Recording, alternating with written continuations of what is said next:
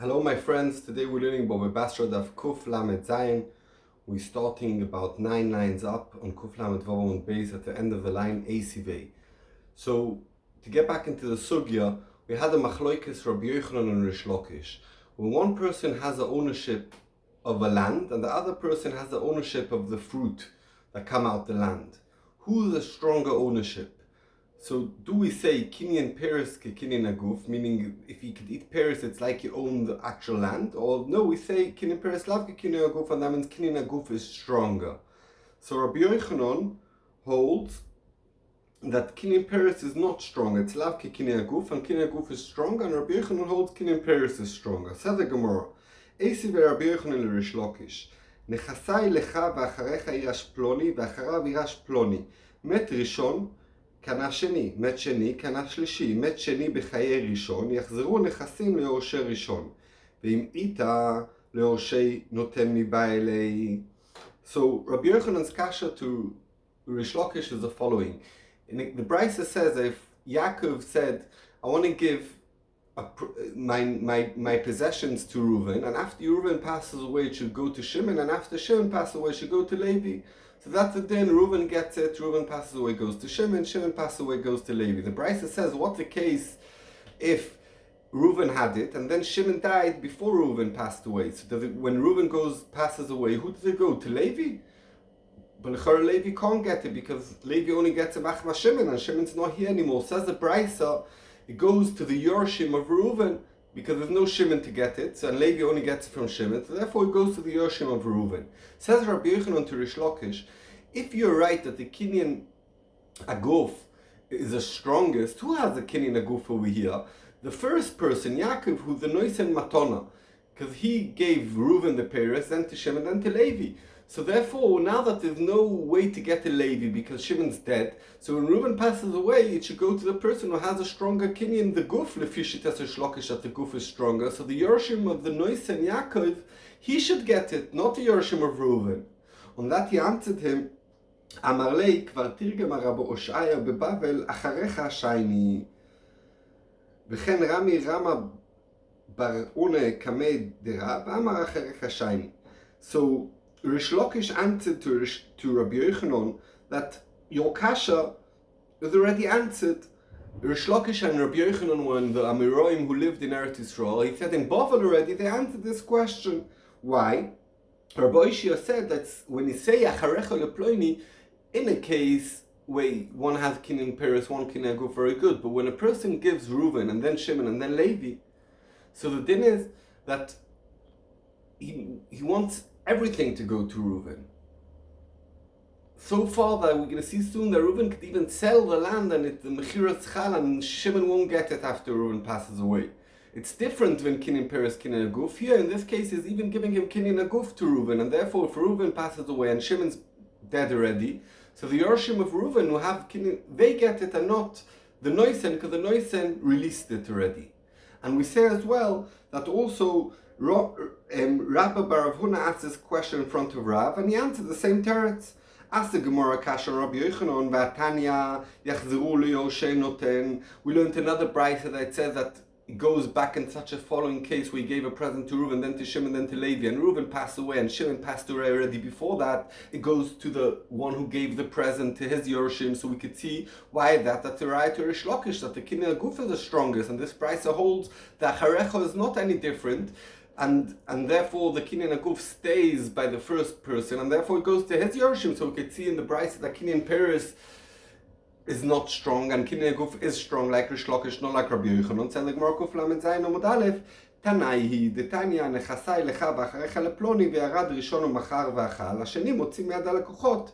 דברי רבי, רב שמעון גמליאל אומר, אין לשני, אלא מה ששיער ראשון. So the Gemara answers, Enoch enami, it's a machloikis tanoim. What's the din? Is Kinyan Peres Kinyan Aguf or not? And Rabbi Yochanan holds like the Tana, and that Kinyan Peres is stronger. And the Brisa we just brought before at the end of Amud Beis holds that not like that Tana. He holds like the other Tana. And what's the Brisa? That someone said, I want to give my nechosin to Reuven and then to Shimon, and Reuven got it and he went and he sold it. So the Rebbe holds that when Reuven passes away, the second one could take it away from him, because Reuven had only Kinyan Peres, and Kinyan Peres is not strong. Kinyan Peres is weak, and Kinyan Guf is stronger, and therefore it goes to Shimon like Rish Lakish. But Reb Shimon Gamliel says no, that the second one gets only what's left from the first one, and if the first one sold it and there's nothing left, he doesn't get anything. And therefore that fits in like Rabbi Yochanan. Rish Lakish is going to tell you I fit in also like this, because Acharecho is shiny. But Rabbi Yochanan say this Tana holds like me. Ask the Gemara ve'ruminhi. I have a stira nechasai lecha v'acharecha leploni yored rishon u'mocher v'ochel divrei Rebbe. Rabbi Shimon Gamliel omer en harishon ela achilat perot bilvad. So the Gemara asks a kasha, a stira between Rebbe and Rabbi Shimon Gamliel and Rabbi Shimon Gamliel. Because in the other brayse it says that if he gave it to Reuven and then that should be Shimon's. So Rebbe holds that the first one could sell. Not like what we said before, that the Refi Rebbe he can't sell. And Rabbi Shimon Gamliel says that the Rishon only is allowed to eat Paris. And before we said, Rabbi Shimon Gamliel says that if he sells it, the Mechiras Chal. So said the Gemara, Kashya de Rabbi ad Rebbe with Rabbi Shimon ad Rabbi Shimon Gamliel. It's a kasha between a stir on both of them. On that the Gemara answers, de Rebbe ad Rebbe lo Kashya, hala gufa hole pera. Rabbi Shimon Gamliel lo Kashya hala chatchila hadievet. So the Gemara answers both. The Gemara says, Lefi Rebbe, I'll tell you what, the first price is not shve. When Rebbe said over there that if he sold, the sheni gets it, it's all my way, he sold the actual karka. So when he dies, it goes to the sheni, because you can't sell the actual karka, because Pinyan Kirperes is lavkikin in a guf lefi Rebbe. And in the second brayse where it says that he could sell, it means he could sell the fruit. Yeah, and the fruit for sure he could sell, because he has a Kinyan Peres. And Rabbi Shimon Gamliel is also no kasha. One's the chatchila, one's the eved, meaning in the Reisha, in the first brayse where he said that if he sold the Mechiras Chal, it means the Eved. Lechatchila you're not allowed to sell, but if he actually sold, the Sheni doesn't get anything. And the second brayse where it says that he only gets Paris, it means the Lechatchila is only allowed to eat Paris, but Lechatchila is not allowed to sell. And the reason why he's not allowed to sell Lechatchila is because the Noisem, the Matona, the one who gave the present, wanted it to go to Reuven and then to Sheni. If Reuven sells, they're very good at Schal, but some won't go to Sheni, and it's not what the Noisem Matona wanted to do. So says Rabbi Shimon Gamliel, Lechatchila you shouldn't sell it. And the Gemara continues, Amar Abaye, Ezu Rasha Arum ze Amasi Etzal Imkor Benechasim Rabbi Shimon Gamliel. Who's considered an evil man that what he does work? Someone who gives a suggestion, an idea to someone. Let's say this case of Reuven and Shimon. The Reuven got a present that when he dies it goes to Shimon. And someone comes, Levi comes to Reuven and tells him, you know, I have an idea for you. Go sell it. And the Mechira is Genechal like Rabbi Shimon Gamliel. And why is he called a Rasha? Because he's giving a bad idea, because really the way things should be done is really Reuven should keep it until he dies, and then it should go to Shimon. And if he sells it, it won't go to Shimon, so it's against what the person who gave the present wanted. So that's called, why it's called a Rasha, and Arum, because it works. But we say only about the one who gives the idea. The one who sells is not a Rasha, because he benefits from it. He sells and he gets a good value, the full value of the land. So it makes sense a person would want to do such a trick and not listen to the noise in Matana that should go to Shimon. But one who suggested this idea to Reuven, he doesn't gain anything from it. So he's a Rasha. Amar Rabbi Yochanan alachak Rabbi Shimon Gamliel. Modeh sheim noten b'matnas shchimra lo asa klum. So Rabbi Yochanan says, Alocha Zak Rabbi Shimon Gamliel, that the Reuven who gets a matona and it's meant to be acharecho to Shimon, if he sells it, the Alocha is like him, that the Mechira is Chal. But says Rabbi Yochanan that Rabbi Shimon Gamliel admits that if the Reuven gave a matona shchimra, a matona of someone who's going to pass away, the Mechira is no Chal and it goes to Shimon. So the Gemara, Mai Tama, Amar Abaye, matna shchimra lo kana ela la'achar mita, v'kvar kadmu acharecha.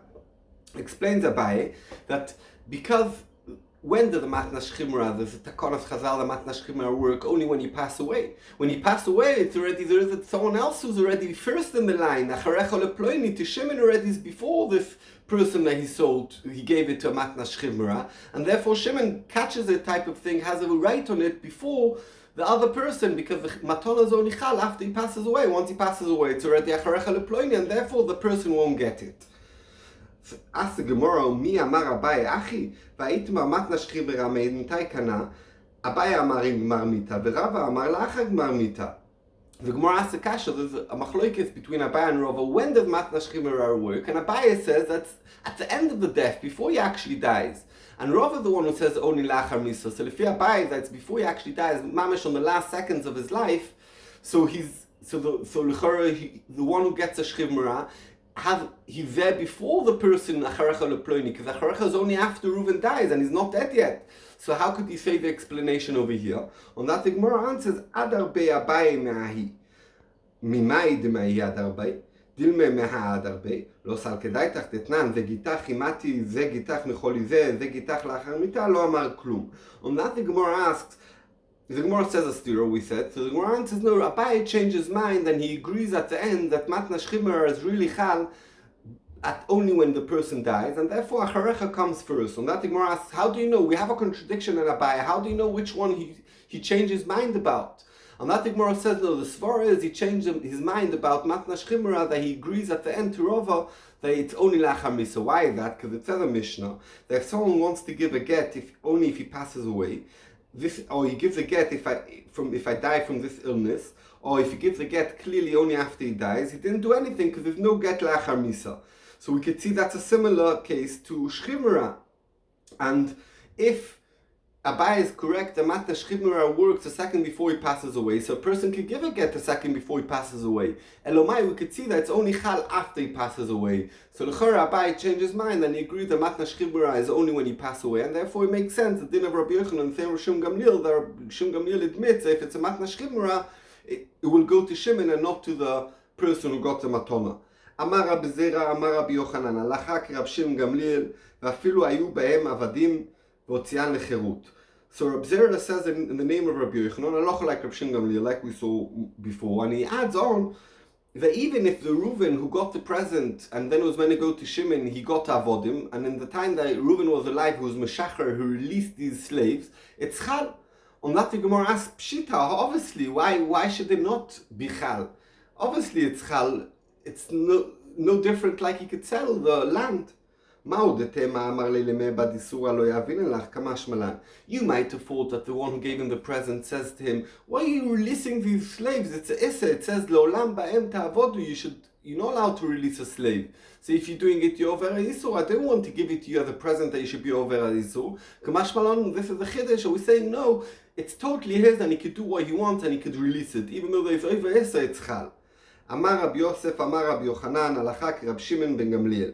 ואפילו עשן תכריכים למת, פשיטה, והודתמה לשביני איסור יענה לא יעבילן כמשמלן. So the Gemara says a similar thing, that Rabbi Yosef said in the name of Rabbi Yochanan, that halacha is like Rab Shimon Gamliel, and we add, even though if you made it tachrich lemeis, and tachrich lemeis, that means for the body, for a dead person, he specificated, he said that this is going to be for the dead person and it becomes osaba. No, afilu ochi works. And that the Gemara asks, obviously, like he could sell it, can make it osaba. No, and that the Gemara answers, like we said before, similar teretz. You might have thought that there's umdin, or that the one who gave a present says, I gave it to you for use, not to make it osaba. No, and therefore shouldn't be chal komash malo. No, it's totally his, and he could. Darash Rab Nachman bar Rav Chizda etrog ze natun lecha b'matana v'acharecha leploני. נטלו ראשון ויצא בו, באנו למחלוקת רבי ורב שמעון גמליאל. So Rav Nachman, the son of Rav Chizda, said, a drasha, Reuven gives an esrog to Shimon as a present, and he says after it becomes your Shimon, it should become Levi's. So the first one, Shimon who took it, he was noitel with Arba Saminim, this esrog.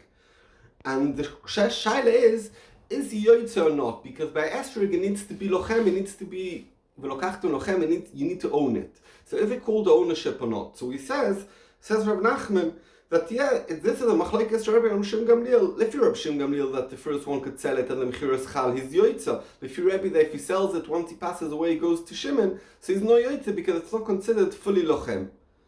Matkif la Rab Nachman bar Yitzchak. כאן לא פליגי רבי רב שם גמליאל אתם אלא דמר סבר קינן פירות כקינן גוף דמי ומר סבר קינן פירות לאו כקינן דוף דמי אלא ההכה קוף למד זין עמוד בית אם מפיק לא מפיק בי למה יאהבן יעלה אלא מפק דכולה אלמה לא פליגי דנפיק בי מחה או אכלה באנו למחלוקת רבי ורב שם גמליאל. So Rav Nachman, the son of Rabbi Yitzchak, asked the kasha. He says the whole machloket of Shem Gamliel and Rabbi is kinen peres kinen aguf or not. But over here, where he gave him esrog, what's the use of an esrog? The Esrog of the use is to use it as a mitzvah for Arba'as Aminim. He can't eat it anyway because he needs to stay for Shimon. He can't have any use. The whole use is to shake lulav with it. So obviously he gave it to him for that. So even Rebbe, who says that you're not allowed to sell it, will admit over here they gave it to him as a present to use it as an esrog. For sure he's allowed to use it and it's considered lochem. So says Reb Nachman bar Yitzchak, so really in such a case everyone admits a yoytzei dei choiva. The machlokas would be, is he allowed to sell this esrog or eat it? Lefi Rebbe, he's not allowed to. Lefi Reb Shimon Gamliel, he's allowed to b'di'evet. Said the Gemara Baita, Amar Rabba bar Rav Huna, achim שקנו אתרוג בתפוסת הבית, נטלו אחד מהם ויצא בו.